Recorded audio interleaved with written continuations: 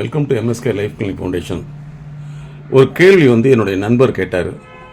Sir, இப்போ ஒரு வியாபாரத்துறையில் வெற்றியடையணும்னா வியாபாரத்துறை சார்ந்த நிபுணர்களிடத்தில் ஆலோசனை எடுத்துக்கொள்வது என்பது இயல்பு.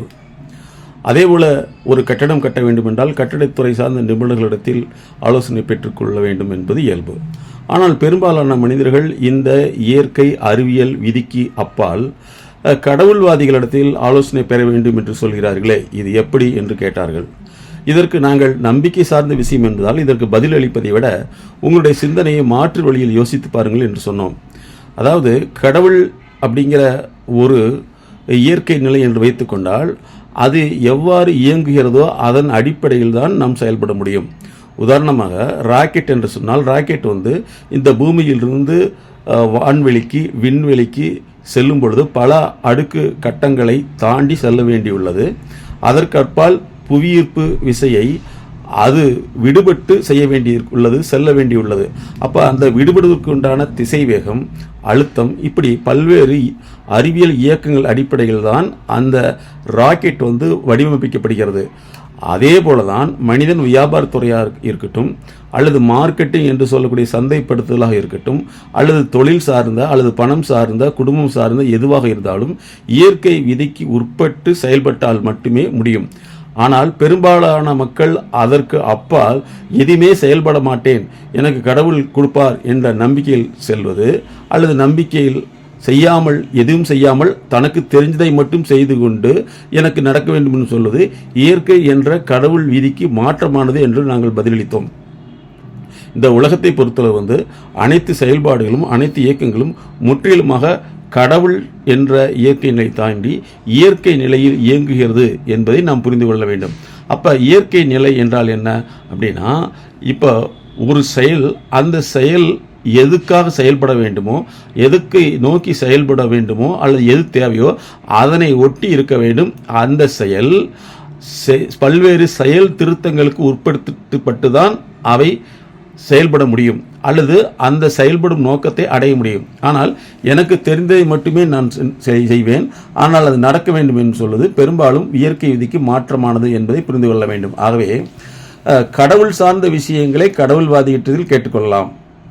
இன்னும் சற்று விளக்கமாக சொன்னால், இயற்கை சார்ந்த விதிகளை இயற்கை நிபுணர்கள் அல்லது தொழில் நிபுணர்கள் அல்லது விஞ்ஞான நிபுணர்கள், உளவியல் நிபுணர்கள், மருத்துவ நிபுணர்கள் மூலமாக தெரிந்து கொண்டு கடவுளுடைய படைப்பை நாம் கண்டு வியக்கலாம், ஆச்சரியப்படலாம். அல்லது இன்னொரு வகையில் இப்படிப்பட்ட ஒரு செயல்பாடு இருக்கிறது என்று அறிவியலை நாம் புகழ்ந்து கொள்ளலாம், அல்லது அதனுடைய அடிப்படையில் நம்ம வாழ்க்கையை அமைத்துக் கொள்ளலாம். அதை விடுத்து வெறும் நம்பிக்கை என்ற பெயரில் கடவுள்வாதிகளை மட்டுமே இவர்கள் நம்பி அது செயல்படவில்லை என்று சொன்னால் கடவுள் மீது குற்றம் சொல்வது முற்றிலும் இயற்கை என்கின்ற அறிவியலுக்கு உளவியலுக்கு மாற்றமானது என்பதை நாங்கள் விளக்கம் கொடுத்தோம். ஆகவே நண்பர்களே, கடவுள்வாதிகள் கடவுளை பற்றி சொல்வார்கள். அந்த கடவுள் என்று சொல்லக்கூடிய இயற்கை சக்தி அறிவியல் பூர்வமானது. அறிவியல் பூர்வமான நிபுணர்களிடத்தில் செல்லும் பொழுது அந்த அறிவியல் இயக்கம் எப்படி இருக்கிறது என்பதை விளக்கை சொல்லி அதன் அடிப்படையில் உங்களை வழிநடத்துவார்கள். வெறும் கடவுள் என்கின்ற அந்த கோட்பாட்டை எடுத்துக்கொண்டு புகழ்ந்தால் நடக்கும், அதற்கு வேண்டிய சடங்குகளை செய்தால் நடக்கும், அல்லது எதுவுமே செய்யாமல் கடவுள் என்கின்ற அந்த செயல்பாட்டை அல்லது அந்த சடங்கை செய்தால் மட்டுமே அது நடக்கும் என்பது கடவுள் சார்பாக கடவுளை ஏமாற்ற வேண்டும் என்ற நோக்கில் இவர்கள் தன்னைத்தானே ஏமாற்றுகிறார்கள். கடவுள் என்று ஒரு கோட்பாடு இருக்கிறது, அது உண்மை என்று வைத்து கொண்டாலும் அல்லது அதுதான் உண்மை என்று நினைத்தாலும் அந்த இயக்க விதிகளுக்கு உட்பட்டு செயல்பட்டால் மட்டுமே அது நடக்கும் என்பதுதான் எங்களுடைய அறிவியல் சார்ந்த உளவியல் விளக்கமாக இருந்தது. நண்பர்களே, ஒருத்தருடைய நம்பிக்கை என்பது வேறு, செயல்பாடு என்பது வேறு. அதுதான் நாங்கள் 2 வகையில் சொல்கிறோம். நம்பிக்கை என்பது 2 வகையில் படும். ஒன்று கோட்பாட்டு நம்பிக்கை, இன்னொன்று செயல்பாட்டு நம்பிக்கை. எங்களுடைய எம்எஸ்கே மைண்ட் செட் நாலேஜ் கோட்பாட்டின்படி செயல்பாடு நம்பிக்கை என்பதை தாண்டி செயல் திருத்தம், செயல் மேம்பாடு, செயல் அறிவியல், செயல் உளவியல் என்பதை புரிந்து கொண்டு அதன் அடிப்படையில் இயங்க வேண்டும். ஆகவே நாம் கடவுள்கிட்ட பிஸ்னஸ் பண்ணுறது கிடையாது, மனிதர்களுக்கு தான் பிஸ்னஸ் பண்ணுறோம். கடவுளுக்கு தேவையான பொருளை ப்ராடக்ட் நம்ம பண்ணி கொடுக்கறது கிடையாது, மனிதருக்கு தான் ப்ராடக்ட் பண்ணுறோம். அப்போ மனிதர்களை பற்றி தெரிந்து கொள்வதுதான் அவசியம்.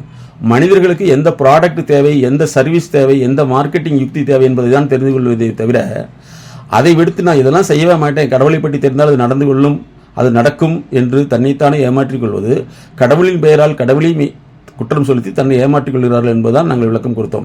நண்பர்களே, நாம் மனிதர்களிடத்தில் பழகிறோம், மனிதர்களுக்கு தான் பிஸ்னஸ் பண்ணுறோம், மனிதர்களுக்கு தேவையானதே செய்யலாம். அப்போ மனிதர்களுக்கு தேவையை புரிந்து கொண்டு செயல்படுவதுதான் இயற்கை என்ற கடவுள் நியதிக்கு உட்பட்டது என்பதை நாங்கள் அவருக்கு தெளிவுபடுத்தியிருக்கிறோம்.